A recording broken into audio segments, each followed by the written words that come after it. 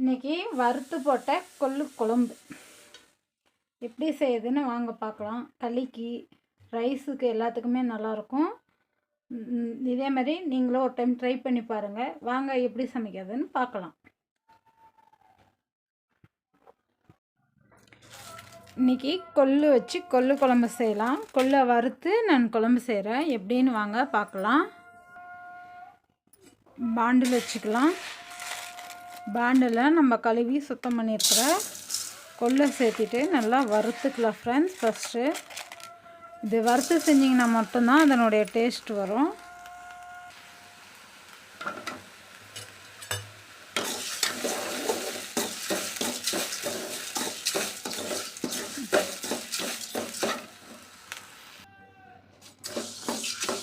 நல்லா வறுத்துக்கலாம் friends.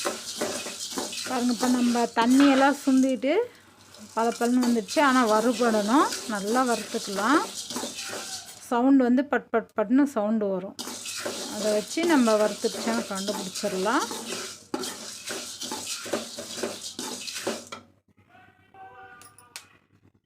Sound வருதுங்களா? பட் பட்டுன்னு பாருங்கள், நான் காமிக்கிறேன்.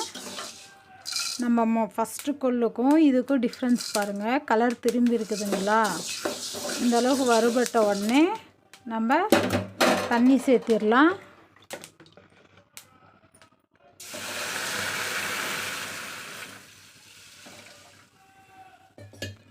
தண்ணி சேர்த்துட்டு இது நல்லா ஒரு கொதி வரட்டும். பாருங்கள், கொதிக்க ஆரம்பித்ததும் தண்ணி கலர் சேஞ்ச் ஆயிடுச்சு.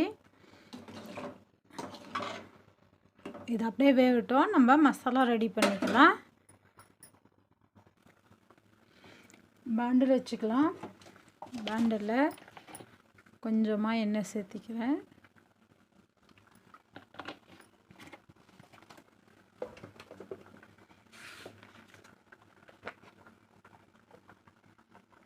வெங்காயம், தக்காளி, புளி, பூண்டு இது 4 ஐட்டம் தான் ஃப்ரெண்ட்ஸ். இது 4ஐயும் இதிலையே சேர்த்துக்கலாம்.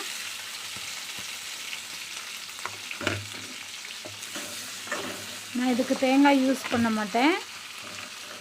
நம்ம வேக வைக்கிறோங்க இல்லையா கொள்ளு, அது இதில் கொஞ்சோண்டு சேர்த்து நம்ம ஆட்டிக்குவோம். லைட்டாக வணங்கட்டும்.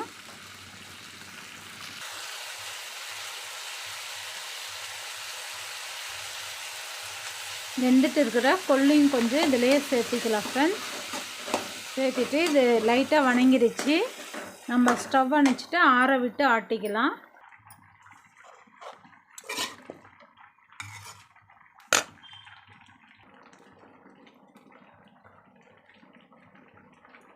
கொத்தமல்லி தழை சேர்த்திக்கலாம்.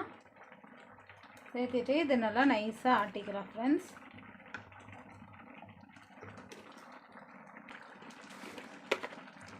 இந்த தண்ணி வடிச்சிடாதீங்க, கலர் கருப்பாக இருக்குதுன்னு. அதில் தான் நம்மளுக்கு சக்தி அதிகம். வேச்சு தண்ணி கீழே ஊற்றிடக்கூடாது. வெந்துனுக்கிறதுலையே மஞ்சள் சேர்த்திக்கலாம். நான் இதில் கொத்தமல்லி தூள் சேர்த்த மாட்டேன், அதாவது தனியா தூள் இதில் சேர்த்த மாட்டேன். வீட்டு மிளகாய் தூள். இதுக்கு தேவையான அளவு உப்பு சேர்த்திக்கலாம்.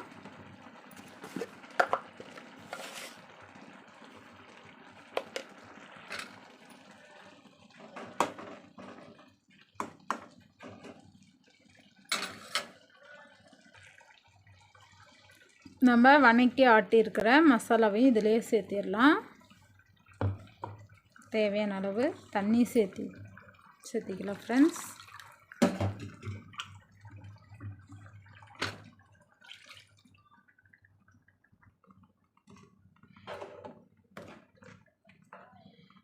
தேவையான அளவு தண்ணி சேர்த்திட்டேன். மசாலா நல்லா கொதிக்கட்டும். இன்னும் கொஞ்சம் கொள்ளு வேகணும். மசாலா கொதிக்கிறதுக்கும் நம்மளுக்கு கொள்ளு வேகிறதுக்கும் கரெக்டாக இருக்கும்.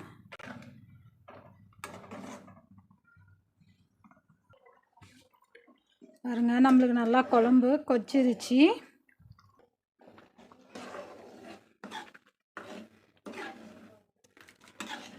கொள்ளு குழம்பு ரெடி.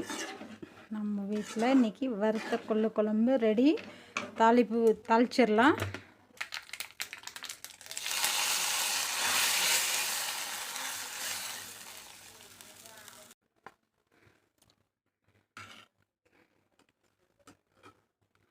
கொள்ளு குழம்பு ரெடி ஃப்ரெண்ட்ஸ். நீங்களும் ஒரு முறை சமைங்க, ருசிங்க. என்னோடய சேனல் பிடிச்சிருந்தா லைக் பண்ணுங்கள், ஷேர் பண்ணுங்கள், கமெண்ட் பண்ணுங்கள், சப்ஸ்கிரைப் பண்ணுங்கள், சப்போர்ட் பண்ணுங்கள். Bye friends.